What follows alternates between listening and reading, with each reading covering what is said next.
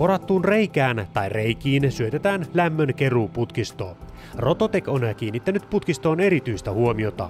Putken sisällä on semmoinen rihla, joka kiertää siellä, ja tämän ansiosta niin tämä liuospumppu säästää vuositasolla hiukan sähköä, eli niin kevyemmin pystyy pumppaan. Ja sitten taas tämä porakaivovastus pienenee, niin siitä seuraa se, että niin lämpöpumpulla saadaan hiukan paremmat hyötysuhteet aikaan. Keruuputkiston loppuasennus tehdään viimeistään viikon päästä porauksesta.